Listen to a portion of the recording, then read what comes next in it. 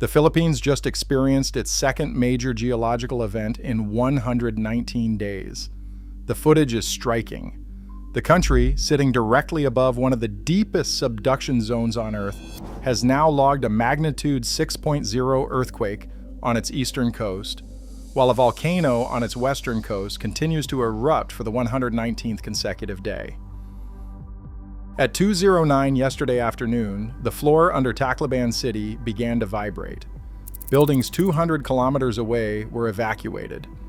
The Cebu Provincial Capitol cleared its employees. Students at the National University in SM City Cebu walked out of their classrooms. The shaking lasted approximately 30 seconds. Maximum intensity, 5 in Tacloban, Can-avid, Dulag and Alangalang. 31 aftershocks recorded by Tuesday morning. No tsunami warning, no fatalities.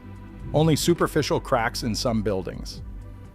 This is the country whose 2013 earthquake brought down Loon Church in 33 seconds. A stone basilica built in 1864 that had stood for 158 years before the ground beneath it failed. Mayon Volcano, 200 kilometers to the west, has not stopped erupting for any of it. The Philippine Trench is no longer bluffing. But here is the detail that tells the real story. The official story Monday afternoon was that no significant damage had been reported. PHIVOLCS Director Teresito Bacolcol confirmed there would be no tsunami advisory. The Eastern Samar disaster officer Thomas Campomanes told Reuters, "We were like being dribbled up and down." He confirmed superficial cracks. Eastern Samar Governor Ralph Vincent suspended work and classes, and the country moved on. What was almost nowhere reported is that PHIVOLCS issued 2 earthquake bulletins.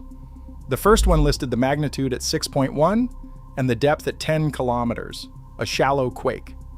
By 2:41 p.m., 32 minutes after the shaking stopped, earthquake information number 2 had revised both numbers. The magnitude was now 6.0. The depth was now 56 kilometers, 5.5 times deeper than the first estimate. The epicenter had moved offshore. A shallow magnitude 6.1 at the coast and a moderate depth 6.0 offshore are not the same event in geological terms. The reading was being refined in real time, in the hours after the shaking stopped. And the agency that issued both bulletins is the same agency tracking 411 rockfalls per day on Mayon Volcano. The question that opens here is which system the Philippine Trench has finished with, and which one it has not. This is how it happened. At 4:00 in the morning on Monday, May 4th, the Philippine Institute of Volcanology and Seismology released its 24-hour Mayon Bulletin. 411 rockfalls, 4 pyroclastic density current signals, localized inflation on the volcano's northeastern flank. The mountain had been continuously erupting for 119 days. 10 hours later, 200 kilometers east, the floor of the ocean off San Julian, Eastern Samar, moved. 30 seconds of shaking. Building evacuations spread westward. The Cebu Provincial Capitol. Government offices in Eastern Samar. Hotels and restaurants in Tacloban. The shaking was felt as far away as Iloilo and Davao Occidental, and at intensity 1 in Tabaco, Albay, at the base of an actively erupting volcano. Tabaco took ash in the morning and a magnitude 6.0 in the afternoon. By the time PHIVOLCS Director Teresito Bacolcol issued his statement, 2 parallel emergencies were running.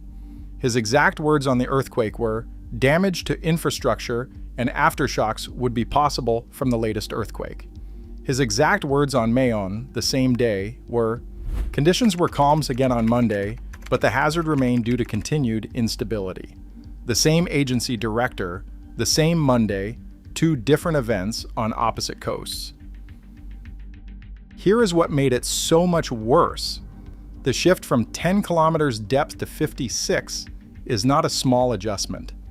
It is a different category of earthquake, a slab quake. an event inside the descending Pacific Plate as it bends and breaks under stress.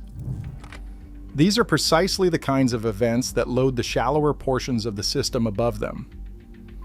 Eastern Samar sits directly above the western flank of the Philippine Trench, one of the deepest oceanic trenches on Earth.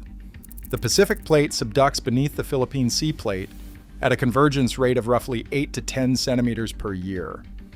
That movement loads the offshore fault systems where the May 4 quake originated, and it generates the magma that has been feeding Mayon for hundreds of thousands of years. A common reflex after events like these is to ask whether the volcano caused the earthquake or whether the earthquake will trigger the volcano. The answer is no. The two events are separate ruptures on different parts of the same plate boundary. What they share is the source. A magnitude 6 quake within 100 kilometers of the May 4 epicenter happens once every 4 years on average. A continuous Mayon eruption of the current scale happens once every several decades. The probability of both occurring on the same plate boundary is 100%. The question is whether the next event surfaces above the trench or below.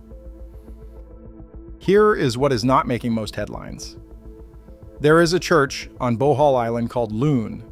It is being rebuilt today with stones that do not match the originals. On October 15, 2013, at approximately 8:12 a.m., a magnitude 7.2 earthquake struck 6 kilometers southwest of Sagbayan on Bohol. The depth was 12 kilometers. The shaking lasted roughly 33 seconds. 222 people died. Most were inside collapsing structures. 976 were injured. 8 have never been found. In the town of Loon, on the western coast of Bohol, stood the Iglesia de Nuestra Señora de la Luz, the Church of Our Lady of Light. Construction had begun in 1855. The building was completed in 1864. It was the largest Spanish colonial church in Bohol, coral stone walls, a vaulted ceiling, a bell tower visible from miles offshore. The Philippine government had declared it a national cultural treasure in 2010. The church had stood for 158 years on the morning of October 15, 2013. In approximately 33 seconds, the entire structure collapsed. The roof, the vault, the walls, the bell tower. Coral stones cut by hand in the 1850s came down under the weight of 1.5 centuries. Down. In 33 seconds, restoration began in 2018. The walls today are visibly mismatched. Coral stones from the 1864 construction stand, alongside replacement stones cut after 2018. Different color, different texture, different weathering. The structure has been rebuilt. The 158 years has not been.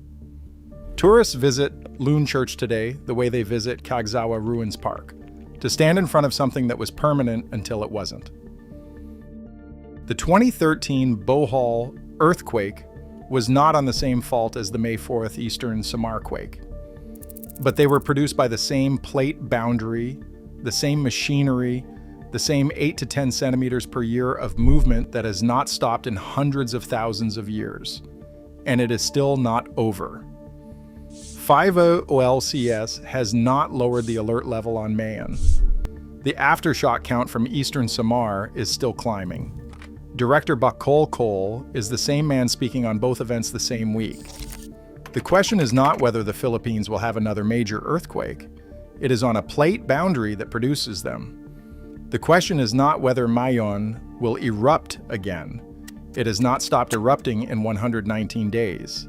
The question is whether the families sitting between the two events, the residents of Tabaco who took ashfall in the morning and felt shaking in the afternoon, the engineers walking through cracks in Eastern Samar buildings while volunteers clear ash off rooftops in Kamalig, understand that the next failure is a calendar problem. And the calendar is being written by something underneath the seafloor that has not stopped moving for hundreds of thousands of years. Loon Church stood for 158 years before the 2013 quake brought it down in 33 seconds. The Philippine Trench is still sliding today.